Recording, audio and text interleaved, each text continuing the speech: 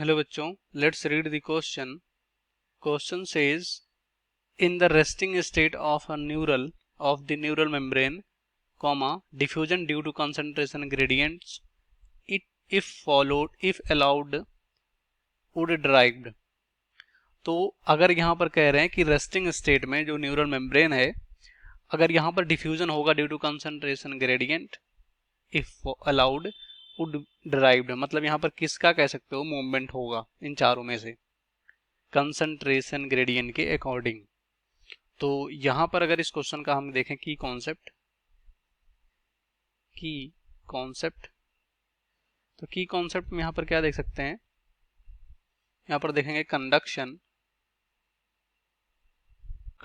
Of nerve impulse के conduction के बारे में देखेंगे. तो बेसिकली जो नर्व इम्पल्स का कह सकते हो कंडक्शन होता है वो कहाँ किसके द्वारा होता है, न्यूरॉन के. और न्यूरॉन के किस पार्ट द्वारा कह सकते हो, जो एक न्यूरॉन से दूसरे न्यूरॉन में जाता है वो जाता है एक्सॉन के द्वारा. किसके द्वारा, एक्सॉन. तो अगर यहाँ पर हम बेसिक डायग्राम बनाएं, यहाँ पर सपोज करिए ये यहाँ पर एक्सॉन मेम्ब्रेन है और ये दूसरा एक्सॉन मेम्ब्रेन है, मतलब ये एक्सॉन का क्या है, मेम्ब्रेन है. तो सबसे जो इनिशियल स्टेज होता है इसमें पॉजिटिव बाहर की साइड होता है और नेगेटिव जो होता है इन साइड होता है. इस तरह से यहाँ पर भी होगा पॉजिटिव नेगेटिव इस तरह से. तो ये एक बेसिक डायग्राम है जिसके थ्रू हम यहाँ पर समझेंगे कि हमारा यहाँ पर आंसर किस तरह से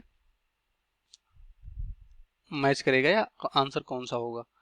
तो इस स्टेज को बोलते हैं यहाँ पर क्या बोलते हैं, रेस्टिंग स्टेट बोलते हैं. क्या बोलते हैं, रेस्टिंग स्टेट, क्योंकि इस समय यहाँ पर किसी भी तरह का जो इम्पल्स कंडक्शन है वो नहीं हो रहा होता है और जो मेम्ब्रेन है वो पोलराइज स्टेट में होता है, यानी पॉजिटिव नेगेटिव इक्विवेलेंट यहाँ पर होते हैं. तो ये हो गया एक्सॉन के अंदर का साइटोप्लाज्म और ये हो गया सेल के बाहर का जो एक्स्ट्रा सोलर स्पेस बोलते हैं, या कह सकते हो आउटसाइड द सेल स्पेस बोलते हैं. तो यहाँ पर जो होता है, यहाँ पर सोडियम आयन कंसंट्रेशन क्या होगा, ज़्यादा होगा, और इसके अंदर क्या होगा, पोटेशियम आयन कंसंट्रेशन ज़्यादा होता है इस एक्सॉन के अंदर.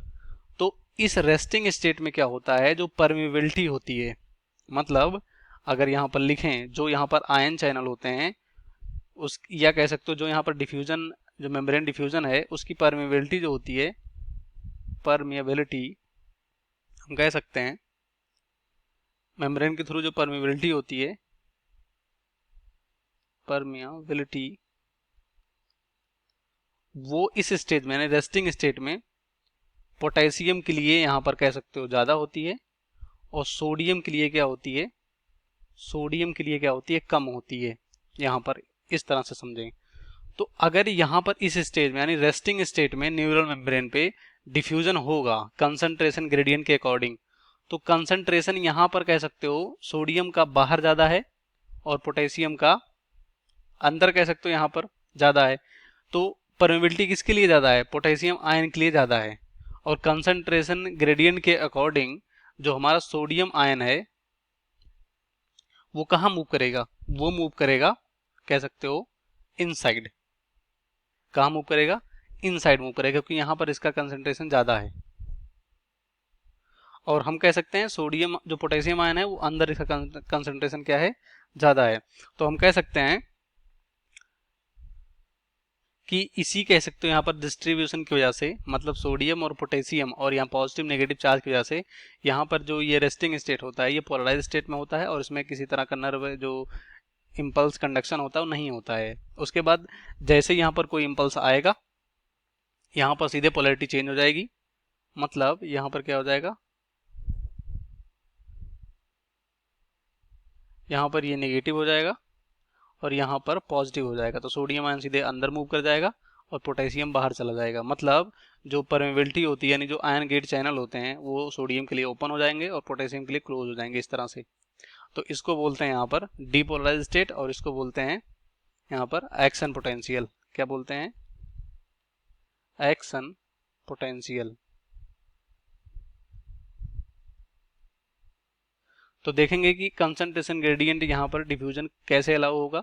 तो यहाँ पर पहला कह रहे हैं potassium and sodium out of the cell, तो ये कंसंट्रेशन के यहाँ पर नहीं हो सकता है, क्योंकि कंसंट्रेशन ग्रेडियंट में high concentration to low concentration जाता है, तो सोडियम अगर यहाँ पर कह सकते हो बाहर ज़्यादा है तो ये कहाँ मूव करेगा, इनसाइड द सेल मूव करेगा, इस तरह से। तो पहला हमारा तो वैसे गलत हो गया। दूसरा sodium ion into the cell, तो यही कंसंट्रेशन ग्रेडियंट के according into the cell move कर जाएगा, क्योंकि बाहर कंसंट्रेशन सोडियम आयन का ज़्यादा है, एरो का मतलब यहाँ पर कंसंट्रेशन ज़्यादा है।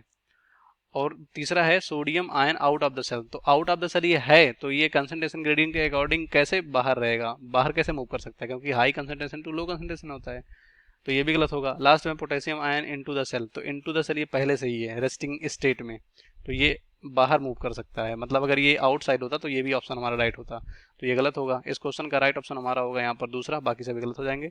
Hope you understand and well, best of luck, thank you.